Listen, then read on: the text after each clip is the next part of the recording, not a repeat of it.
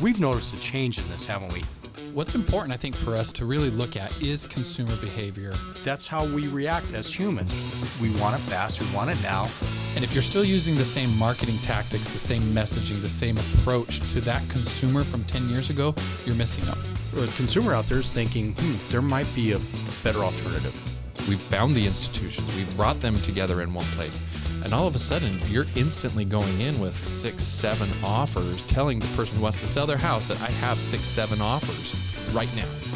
Hello, everybody. We're back once again with the Real Estate Consumer Shift. I am one of your hosts, Jason Wells, joined by my good pal, Tim Evans. Wellsy, what's going on? Tell me what's going on today. We got some good stuff to talk about today. We just came out of some coaching meetings with some agents, and man, it's really powerful when you have enough conversations with agents, the sort of things that it will reveal, because you yourself, you can get stuck in your own way of doing things, and you don't always see how someone else is viewing the market, how someone else is viewing creating an offer, how someone else is going about the business until you start having enough of those conversations. And boy, there were a couple things that came out of today that we think is really good to talk about. Yeah, it was really good as you're talking to the agents. And again, this is the Real Estate Consumer Shift. And we are very, I would say, consumer facing in all that we do. And we think about the consumer. But today was very impactful as we're listening. It was some of the stories that were coming out, situations. And we're talking about the offer, the money that we do, the multiple cash offer platform that we carry. It's a wonderful platform. But when we really started diving into it, it's like all these different offers we have take care of many different situations and helps them in the story. It's actually the story, right? It really is. And we as agents, we get caught up, I think, in our industry really as to our own stuff. We believe our own stuff. We sort of operate, I'd say, in a bit of a vacuum where we want to say, you have to be the digital mayor. You've heard that. You need to be the neighborhood expert. You need to have, hyper local. These things are kind of buzzwords. Mm-hmm. The reality in that, though, is that the consumer is the one who's going to hire you in the first place. The consumer is the one who's going to call you, email you, text you, respond to your ad, whatever.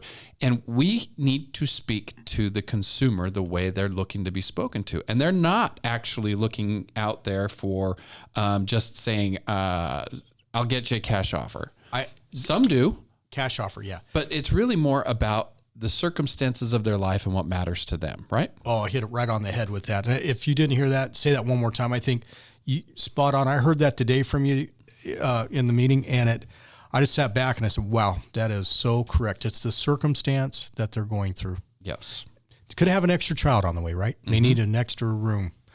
They could be in stairs on a 2-story and they need to, knees are going out or whatever. Could be getting a little older. May have a loved one that was lost. Mm-hmm. They may have a rental property, that they could be sick of the heat and they want a pool. Yeah.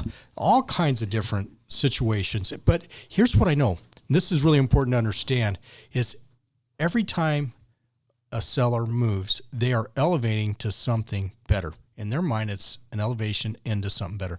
It could be that they really don't want to move out of the house, right? But the story is their mortgage payment may be too high. Right. And it's hurting them. And that's why a move will elevate their circumstances. Right. I really can't think of any situation where somebody has moved out of their house that it was not an elevation. Even if they were moving out and needing to move to a rental or something, there was some pain, some headaches, some problems that they were getting rid of by leaving the house every single time.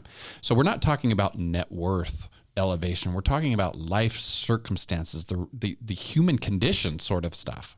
Right. And when you speak, I think, to that level, from a position of a marketing or like say an ad, right? You want to bring that out, sort of paint the picture. If you're going through this is how we can help you, right? That's right. If you're having financial hardship and you don't want to, obviously you can't move into another home because you might be behind on some payments or whatever. Credit might have taken a hit. You can sell your home, get the equity, and stay in your home up to 12 months. And that's right. One of our offers, right? People can sell their home, use the cash to pay off other debt. It may not have anything to do with the house. They may be current on their payments, but they have debt that they need to get rid of or an investment they want to use. And by selling the house, they unlock that cash, they unlock that equity, we have programs, stay in the house, like you said, rent it for up to 12 months. Oh, and you can buy it back. So effectively, access your cash now, get an agreed upon price to purchase it, rent it, and then purchase it back.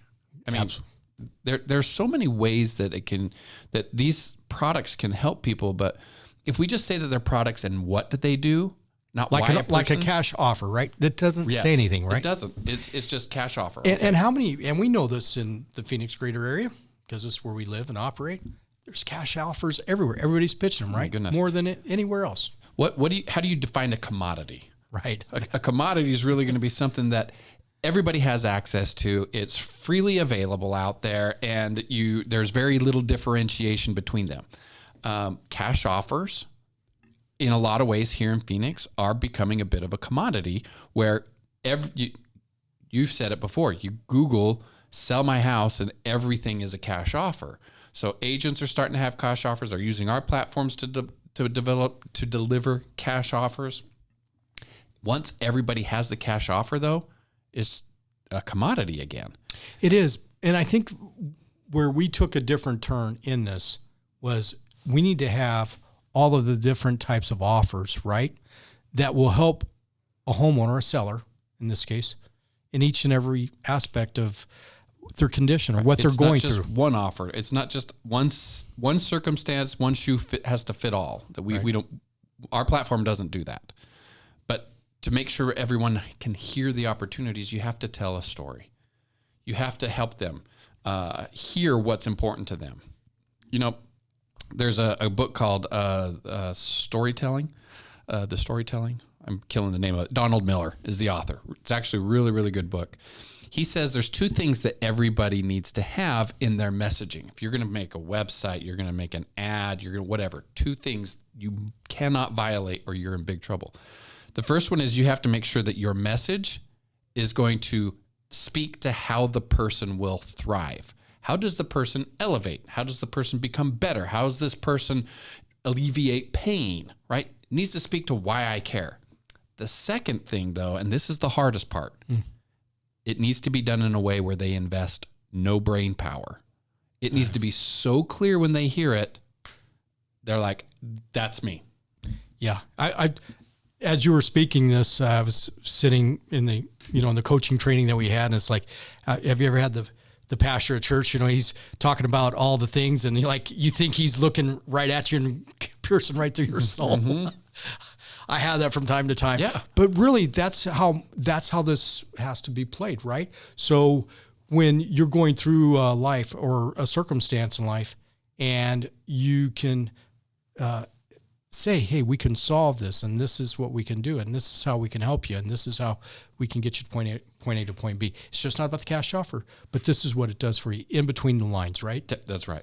And that's where it really shines, and then the floodgates open up. It does. And that's why they will say to go big, go small.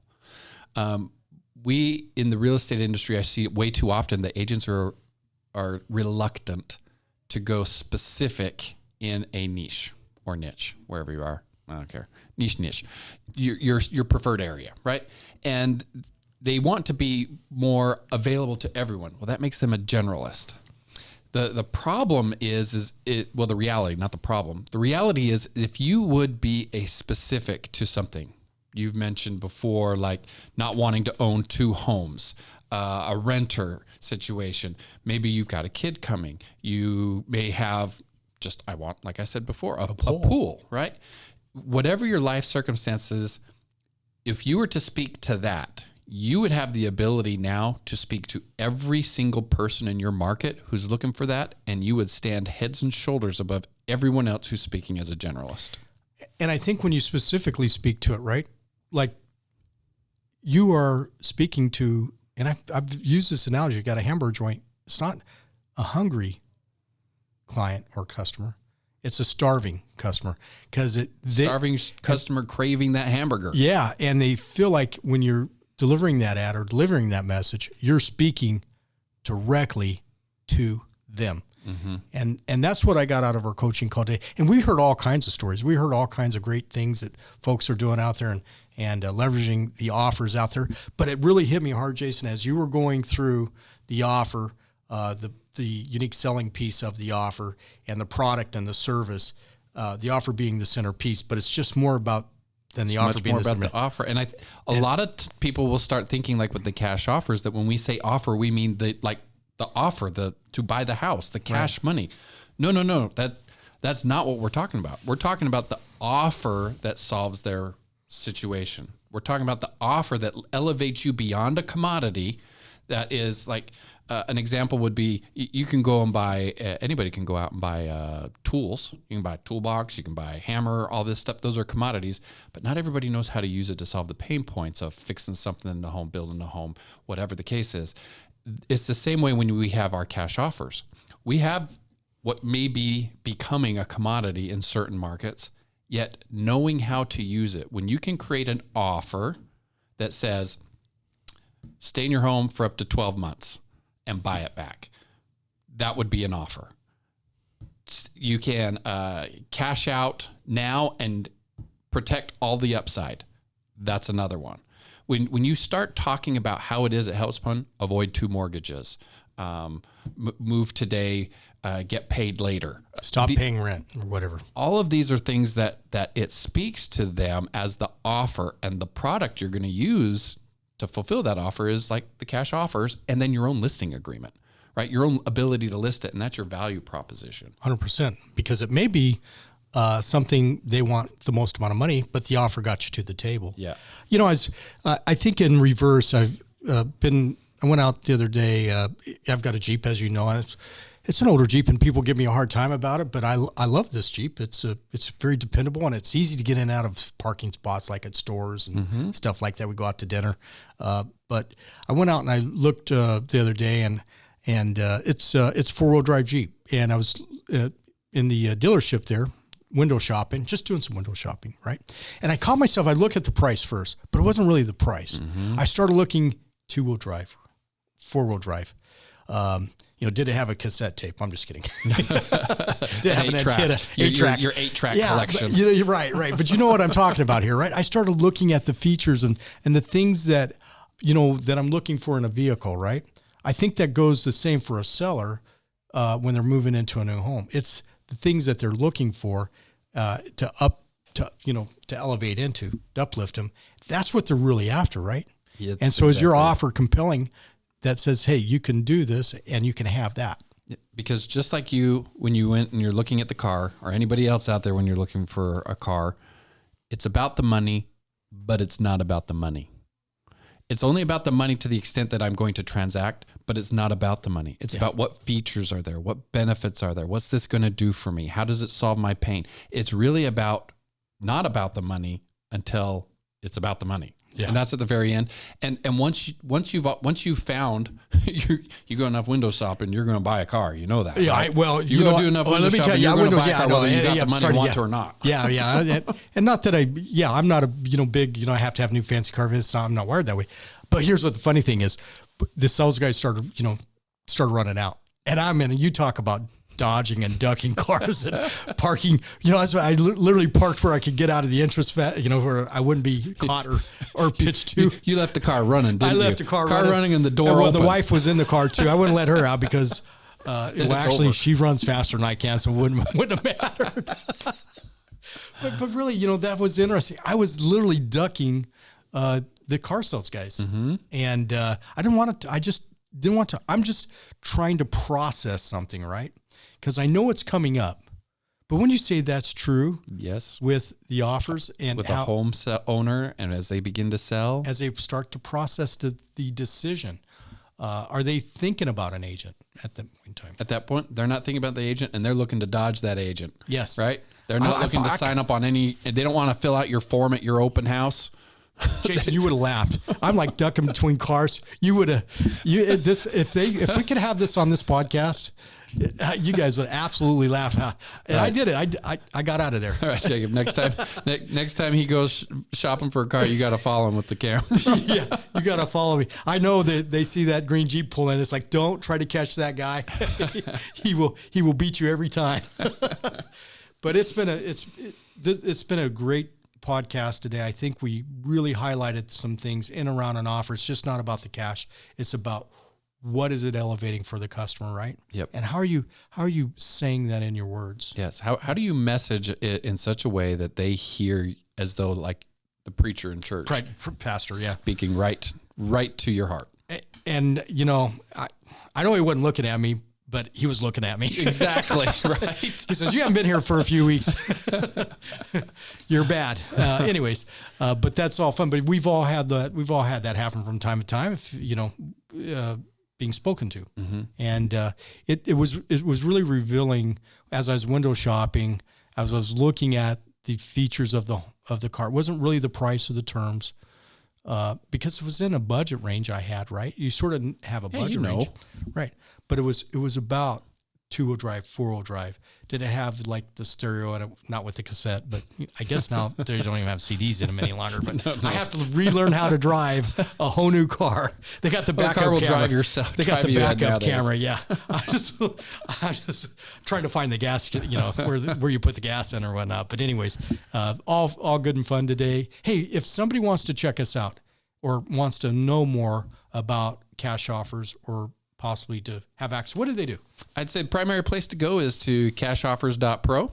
You can check out there. You can email me at jason@highestpriced.com or tim@highestpriced.com. You can catch us both there. You also check out, subscribe to the podcast. Yeah. Listen through the podcast. We are continually talking about tools that agents can use, what the consumer wants, how cash offers and just the market is changing in these podcasts. So that I would say those would be the primary places to go. Yeah, check out the multiple cash offer platform. If you want to see what we're talking about, something I think really excites you, check that podcast out. It's multiple cash offer platform.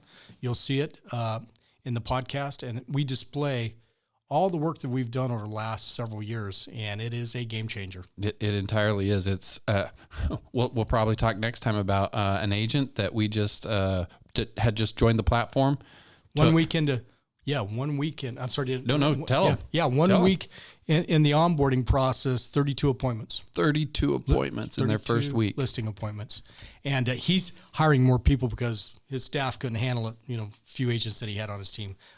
Great agent out of Tennessee area there. So anyways, great to be with you today. Jason, I'll let you take us down. All right, everybody, thanks for spending some time with us, enjoying the real estate consumer shift. We'll catch you next time. And until then, think different. See you next week.